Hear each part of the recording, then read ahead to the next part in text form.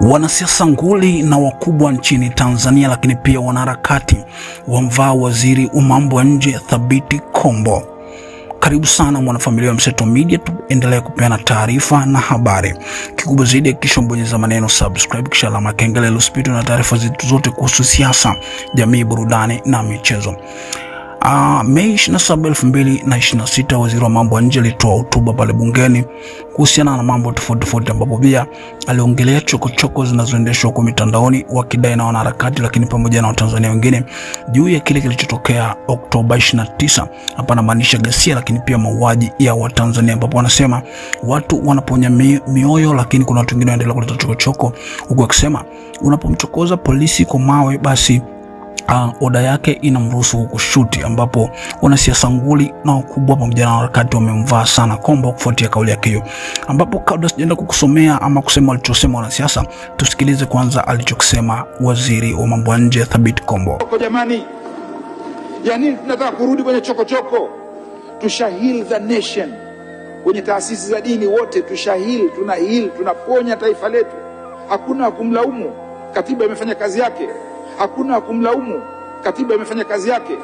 Ukitoka nje hapo ukimrembea jiwe askari polisi, mrembea jiwe uone. Ukitoka nje hapo ukimrembea jiwe askari polisi, mrembea jiwe uone. General order yake inamwambia attack first. Katiba imetekelezwa, kila mmoja akafanya kazi yake. Sasa ya nini madukuduku haya? General order yake inamwambia attack first. Katiba imetekelezwa, kila mmoja akafanya kazi yake. Sasa ya nini madukuduku haya ya kutoneshana? Tuliponye taifa letu. Mwenyezi Mungu ametujalia taifa zuri sana. Mwenyezi Mungu ametujalia, mimi namshukuru sana Mwenyezi Mungu kutujalia utanzania wetu.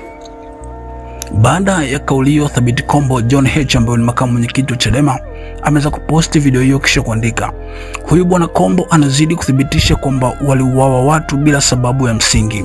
Chande alisema kulikuwa na training na silaha. Kombo anasema mawe, anasema ukimlembea jiwe polisi anatakiwa kukupiga risasi. Je, bwana Kombo yule mama Mtanganyika pale Arusha, video yake inaonekana anakimbia akapigwa risasi mgongoni, alilemba jiwe kwa nani? Watu wameuawa wakiwa nje ya mageti ya nyumba zao, wengine kwenye sebule.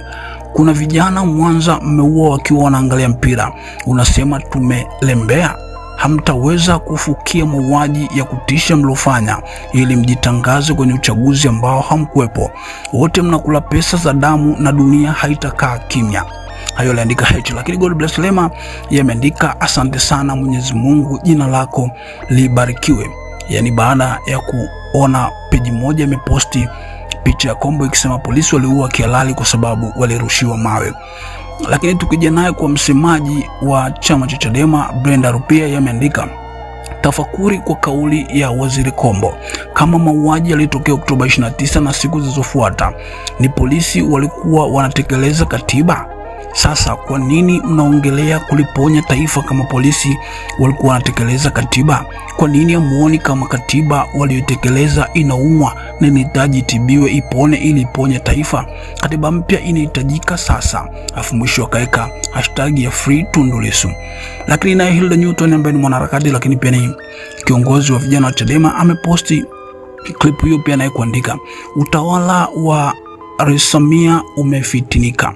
Waziri Kombo anasema Oktoba 29 Watanganyika waliwapiga mawe polisi, ndio maana polisi wakaua maelfu kwa risasi.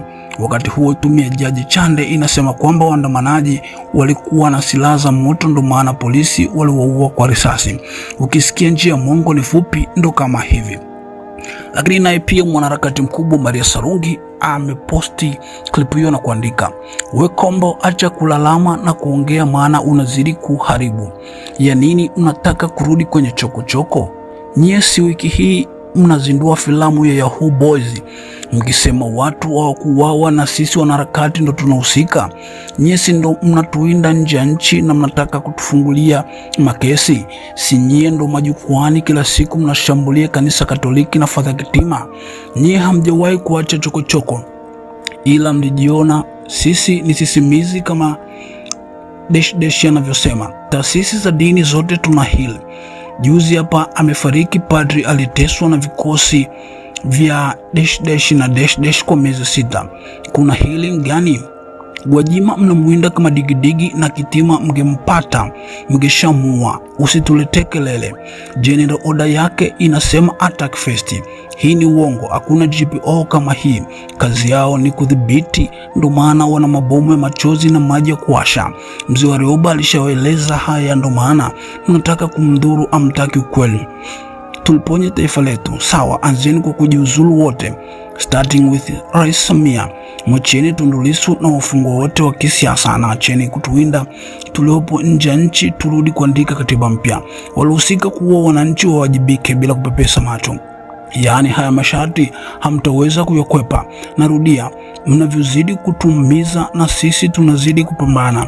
Acheni kudharau wananchi, na mwisho siku tukichoka kabisa tutaandamana tena. Sidhani kama mtaweza kuhimili na maandamano. Shida mnataka genge dogo mtuendeshe wananchi milioni 70. Hayo aliandika Maria Sarungi. Mtazamaji na mfuatiliaji wa Mseto Media, hayo ndo baadhi tu ya attack ambazo wanasiasa na wanaharakati wameweza kumjibu na Waziri Kombo kuhusiana na kauli yake kwamba ukimpiga jiwe polisi basi GPO ama order polisi inasema shoot. Una lipi la kusema? Tuachie comment yako hapa chini na sisi tutasoma. Hakikisha umesubscribe, comment, like na kushare. Mseto Media, we connect everywhere.